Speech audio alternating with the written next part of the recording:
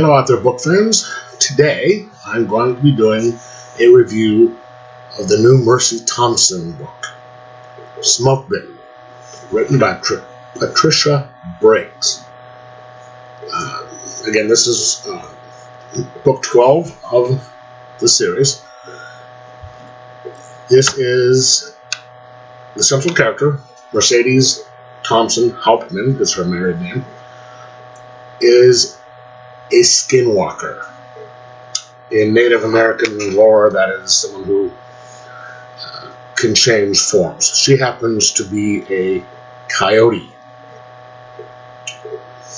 She is a mechanic by trade, works on VWs, older VWs generally, but problem cars.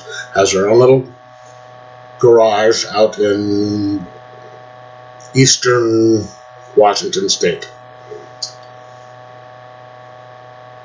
She can see ghosts, but she is also married to the local alpha of the werewolf pack. And this series deals with her and the pack's little problems, as they go along. The last book, there was a bunch of evil witches, and yes, there are good witches in this book, in this series too, and they came after them trying to take out the pack. And so this book picks up a couple months after that book, after the last book. You slowly start to find that there is a bit of a strain going on in her marriage to her husband, and she doesn't know what's going on. So after a kind of a night where she's just like, all right, look, I need to step up, she goes out for a run as a coyote, just because she wants to blow off some steam, and she sees a rabbit, jackrabbit, I think it was, and it's like, okay, this is weird, he's walking kind of funny, but and then winds up over at the house of some neighbors who are with quite a bit ways away from their house, and they're dead.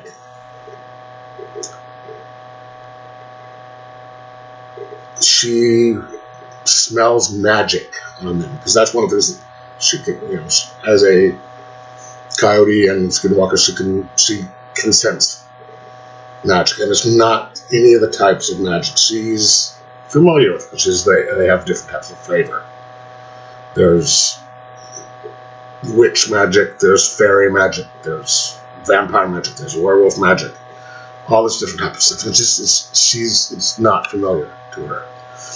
And so she sets about trying to figure out what or who killed her friends.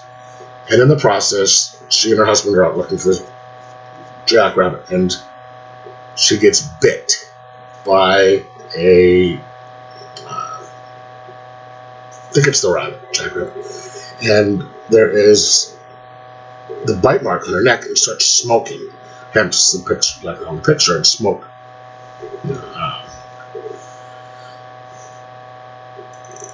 So it starts leading into all these different things, and she checks. It almost overtook her mind, but due to her condition as a coyote, she's resistant to certain types of magic. Also due to from her lineage of her father, which I don't want to get into right now because that takes a lot of explaining to do. So you're dealing this one. You are trying to figure out who murdered her friends, who are going after other members of her pack and other friends, and what the connection, if any, all that is to some rogue werewolves coming into her pat's territory. One of the good things about the story is there's some, and the whole series, there's humor to it. The characters are likable. They're all well paced, as is this one. It keeps the mystery going.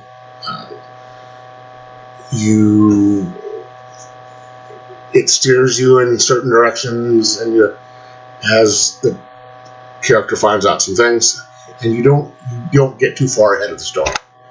Because there's some things that I read where it's like, okay, I know exactly what's going on, what's going to happen here.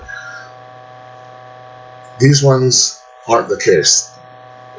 You get sent in different directions. It doesn't allow you to get too far ahead of the story, as finding what the guesses are, or who did it, or what's going on, and it's very well written and entertaining, as is this one. You eventually do find out what happened and who was behind it, only to have a little bit more of something happen. Again, not going to do any spoilers because I try not to give any spoiler reviews, but this is one of the better of these books. There have been very few bad ones in this series, or not even bad. Most of them have been good, but this is one of the better ones. So I'm going to give it a 4.25 out of 5. And if you like supernatural fantasy